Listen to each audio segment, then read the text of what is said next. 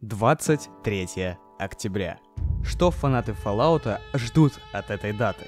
Как сказал бы Тодд Говард, все зависит от того, какой именно вы фанат Fallout. Если вам нравится изучение мира и его историй, то 23 число 10 месяца олицетворяет для вас релиз бета-версии Fallout 76 на Xbox One. Но если вы из тех, кто считает, что раньше было лучше, открестились от всех вбросов касательно 76-х радиоактивных осадков или сидите между двумя стульями, то 23 число должно означать для вас день, когда результат 7-летней работы команды энтузиастов под названием Fallout New California выходит в релиз. Об этом глобальном долгострое я рассказывал раньше, но сейчас настало то время, когда мы все-таки, кажись, дождались и получили хоть и выход в открытую бету, но выход в свет уже готового, играбельного и полностью проходимого мода на Fallout, который пытается продемонстрировать пустошь до событий многими любимого Fallout New Vegas. В любом случае, каким бы вы по итогу фанатом ни оказались, в любом случае установить это дело вы сможете только на вышеупомянутую часть серии, приобрести которую вы сможете по крайне низкой цене в магазине GameStore.ru. Здесь, кстати, все те же игры, что и в Steam, только по меньшей стоимости. Новинки или другие части серии Fallout, если новый Vegas вам вдруг не по душе, тут стоят значительно дешевле. Неважно, готовитесь ли вы к релизу 76-го, перепроходите в n-ный раз, устанавливаете новый Vegas ради обсуждаемого сегодня долгостроя или погружаетесь в мир радиоактивных осадков в первый раз, ибо GameStore.ru — это тот магазин, который позволит приобрести желаемое, заплатив значительно меньше. Покупайте игры по выгодной цене, переходя по ссылке в описании. Новая Калифорния и пустошь до событий Нового Вегаса. Как вы вообще себе это представляете? На самом деле, до того момента, как я не поиграл собственно лично, я представлял что угодно. И огромную карту с аванпостами, и бешеный закос под Безумного Макса, и путешествия по пустынным городам в маске рейнджера НКР. А по результату все получилось именно так, но совсем не так, как это можно визуализировать у себя в голове, предварительно не прикасавшись к игре.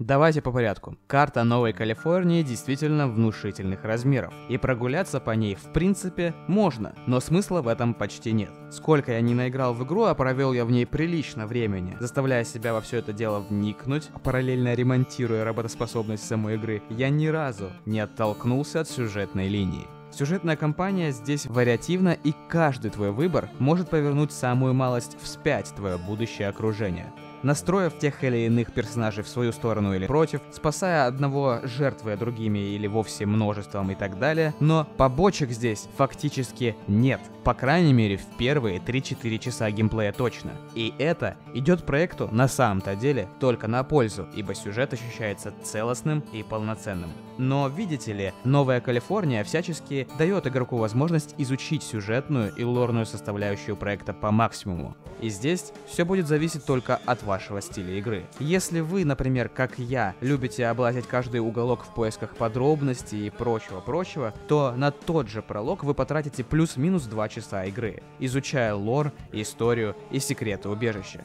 Ну а если вас, например, интересует сугубо геймплейная составляющая Новой Калифорнии, то просто ложитесь в кровать и спите, скипнув тем самым весь пролог и запустив основной сюжет модификации. К слову, дальше ваша свобода действий не ограничивается.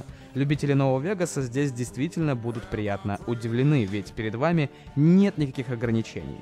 Вы при желании сможете убить самого смотрителя убежища, сказав охране, что тот в свою очередь застрелился, а можете вообще никого не убивать и просто сбежать в скромном одиночестве. Как бы то ни было, что делать в геймплейном плане, решать только вам, а игра будет постоянно двигаться вперед. Когда я говорил сбежать из убежища, что я имел в виду? Как и множество других частей, Новая Калифорния берет свое начало в убежище. Здесь у нас убежище под номером 18, и события в нем происходят в тот момент, когда в убежище возгорает гражданская война, и выжившие, став свидетелем разделения местных на своих и чужих, решаются покинуть убежище, пытаясь выжить в сложившейся заварушке. К слову, своих и чужих выбираете также вы и для себя. Как и весь путь после выхода из убежища, так и выбор решений, от которых будет зависеть, кто из ваших потенциальных спутников останется жив и выберется вслед за вами на свободу в дикую пустошь. Попав на ту самую пустошь, вы не столкнетесь с обилием контента вокруг, как возможно вам хотелось.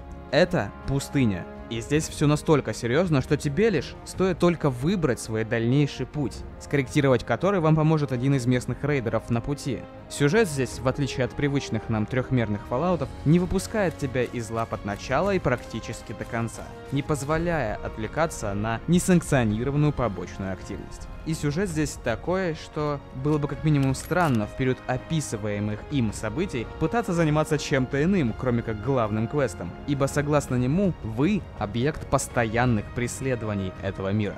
Неважно, за кого вы решили играть, кого отыгрывать и за какую фракцию проходить, за рейдеров, НКР, Энклав или кого-либо еще другого. Вас все равно будут все искать. Да, здесь рейдеры не обязательно должны олицетворять врагов, но в свою очередь они все такие же поехавшие, обдолбанные и грязные, как в Безумном Максе, например, но это не значит, что ты не можешь быть одним из них. Быть одним из таких же. Одна из сюжетных веток будет вести вас по карьерной лестнице тех самых рейдеров, чтобы потом вы стали либо одним из них навсегда, либо дальше спойлеры. А вторая половина расскажет историю, настраивающую вас против первых, выглядя относительно рейдерской сюжетной линии максимально скромно и традиционно. И здесь опять выбор за вами, как вы хотите пройти игру. Как я уже говорил ранее, мир Новой Калифорнии мрачен. И это хорошо. Безумные и вечно под чем-то рейдеры постоянно вешают каких-то асоциальных по их рамкам личностей, а достойных тестируют и предлагают присоединиться к себе в команду или в команду своих рабов. НКР, который якобы борется за демократию и помогает всем местным представителям пустошей, исключая рейдеров и Энклав. Ну и конечно же, сам Энклав.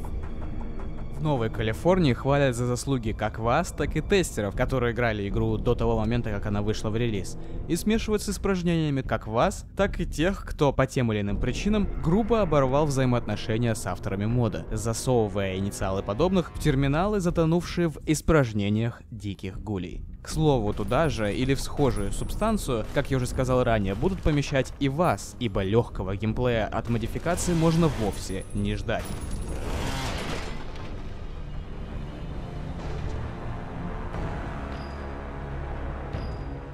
Ошибился? Бан. Не то ответил встречному, запорол сюжетку за фракцию. И все в таком духе.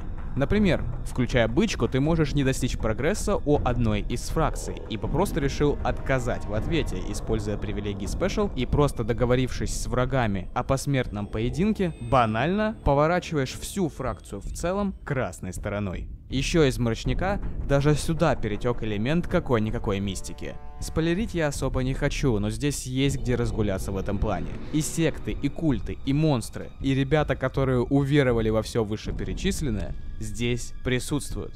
И все это дело приправлено умеренно пафосными диалогами и потрясающим визуалом. Yes, they will fight him. Well said, New Pale One. Не в графическом, естественно, плане, потому что Fallout New Vegas не может выдавать потрясающую картинку, а в стилистическом. К слову, при использовании ENB можно получить действительно хороший визуал вменяемого качества. Так что если по какой-то причине вам недостаточно ванильной графики Новой Калифорнии, а она здесь точно такая же, как и в Новом Вегасе, ENB — это ваше решение. Да и вообще, жаловаться на графику в Новом Вегасе, пожалуй, нужно в последнюю очередь. Но вот на что точно нельзя закрывать глаза, да и по сути дела невозможно, так это на оптимизацию проекта. Сам Новый Вегас по себе, по крайней мере, крайне нестабильная игра, работающая максимально криво. Но тут случилась полная квинтэссенция всего этого. На довольно приличной сборке из 1070 Ti и i5 4460 на борту, частота кадров в игре умудряется опускаться до 18-15 FPS в горячих точках. И это очень тяжело пропустить мимо себя, при всем моем на это желании. При весе модификации в 8 гигабайт он использует огромное количество пространства для оформления и визуализации боевых действий. И при этом иногда умудряется выдавать крайне низкую производительность. Повторюсь, это не повседневно и не всегда и не везде, но это отвлекает. Для меня это был, пожалуй, единственный существенный минус, который мог помешать игровому процессу.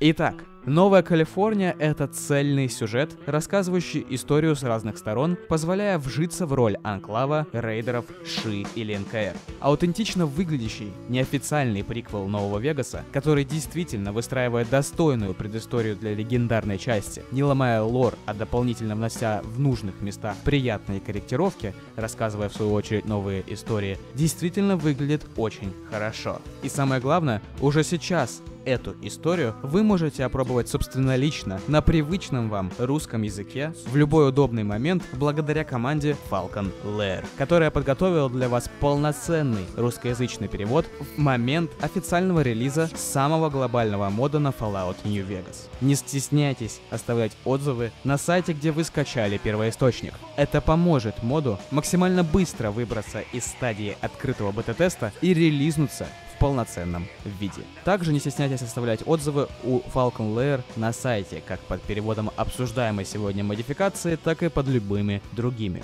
Тут реально долгострои решили показать, что они в кои-то веке живы, и более того, что работа над ними может быть наконец закончена. И я думаю, что вам всем будет приятно видеть эти самые долгострои в конечном виде в русскоязычной версии сразу с момента их официального релиза. Так что не стесняйтесь поддерживать обе стороны. Оригинальные файлы по-прежнему расположились на Nexus. Если вы захотели поиграть в Новую Калифорнию, то качайте основной мод и после его установки через менеджер точно так же перезаписывайте его переводом, предварительно скачанным по ссылке в описании с сайта команды Falcon Lair. Поздравляем команду с релизом открытой беты и благодарим вас за просмотр и поддержку в виде лайков, репостов и обратной связи на донейшн сервисах и Патреоне. Вы смотрели Over 9K 5000. Подписывайтесь на канал и на другие социальные медиа этого ресурса, закрепленные по ссылкам в описании для вашего удобства. Ибо здесь всегда интересный контент по Fallout и не только. Проверяйте колокольчик, чтобы не пропустить новое видео, и следите за обновлениями. Спасибо за просмотр, пока-пока.